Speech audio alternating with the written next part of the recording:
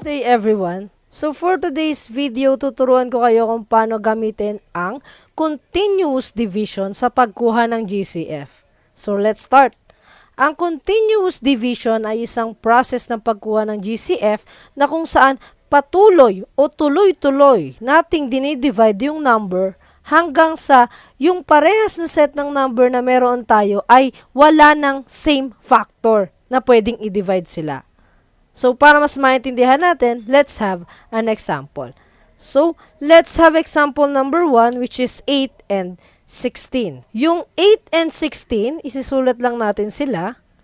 Then, ilalagay natin sila sa baliktad na division sign. Then, we will think of a prime number na factor nilang dalawa pareho. For example, 2. 2 is a prime number which is a factor of 8 and a factor of 16. So, pwede. Then, i-divide natin si 8 and 16 sa 2. So, let's start. 8 divided by 2, that is 4. 16 divided by 2, that is 8. Next, 4 and 8, yan na yung bago nating number. And yung 4 and 8, parehas pa silang merong prime number na pwede silang i-divide pareho.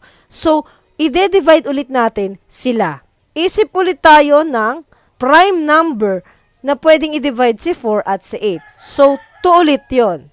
So, i-divide ulit natin si 4 by 2. So, 4 divided by 2, that is 2. 8 divided by 2, that is 4. Next, si 2 at si 4, meron pa rin silang same factor, which is a prime number na pwede silang i-divide. So, continuous pa rin tayong magdi-divide. So, ang kanilang prime factor na parehas sila ay 2. And 2 divided by 2 is 1. 4 divided by 2 is 2. Ngayon, na nakakuha na tayo ng prime number which is 1 and 2, pwede na tayong mag-stop. Kasi wala naman na tayong prime number na pwede i-divide kay 1 at 2 bukod sa number na 1. And 1, hindi natin siya ginagamit dito sa prime factorization dahil lahat ng number na i-times mo sa 1, same answer pa rin naman na makukuha. So, next step na tayo. Lahat ng factors na nasa baba, hindi natin siya papansinin. Ang papansinin lang natin ay lahat ng factors na nasa vertical position or yung nasa left side ng division sign na ginawa natin. So, yun yung papansinin natin. Yung mga numbers na yun yung imumultiply natin. So, yung tatlong 2 na yan, imumultiply natin sa isa't isa. So, magiging 2 times 2 times 2. Then, solve na natin.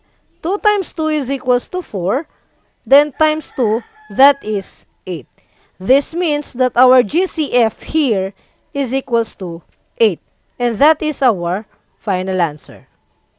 Next example, we have 12 and 36.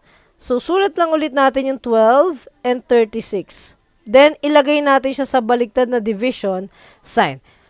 Next step ay, iisip tayo ng prime number na parehas factor ni 12 at 36. Then, i-divide natin siya doon. So, in this example, pwede siya sa 2. So, 12 divided by 2 is 6. 36 divided by 2 is 18. Next, isip ulit tayo ng prime number na pwedeng i-divide kay 6 and kay 18. Yung pwedeng i-divide sa kanilang dalawa.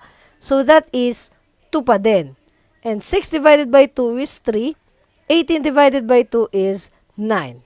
Lastly, 3 and 9, meron pa ring prime number na pwedeng i-divide sa kanila parehas. And that is 3. So, drawing muna tayo ng baliktad na division sign, then lagay natin yung 3. 3 divided by 3, that is 1. 9 divided by 3, that is 3. Ngayon, pwede na tayo mag-stop dahil wala na tayong maidi-divide na parehas kay 1 at kay 3.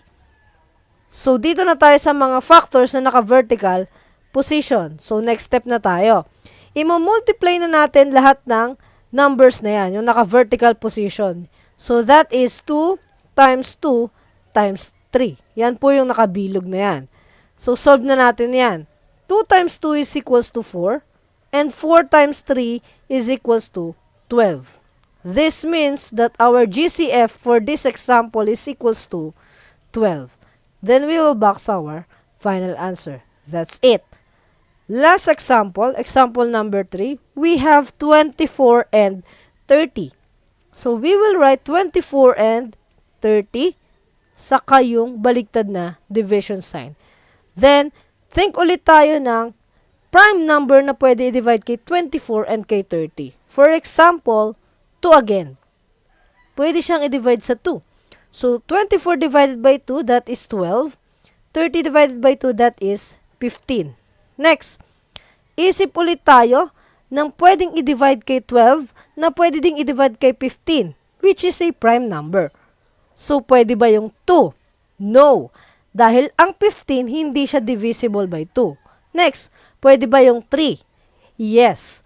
Dahil ang 12 at 15, parehas divisible by 3. So, we will use 3. So, sulat lang natin yung 3. Next, divide na natin. 12 divided by 3, that is 4. And 15 divided by 3, that is 5. Okay. Now, we have 4 and 5. And from 4 at 5, wala na tayong same na prime number na pwedeng i-divide sa kanila. So, mag-stop na tayo dyan. So, proceed na tayo sa next step. I-multiply na natin yung mga naka-vertical position na factors or yung nasa left side. So, that becomes 2 times 3. And 2 times 3 is equals to 6. This means that our GCF for this example is equals to 6. And that is our final answer. And that ends our discussion for today. Thank you for watching.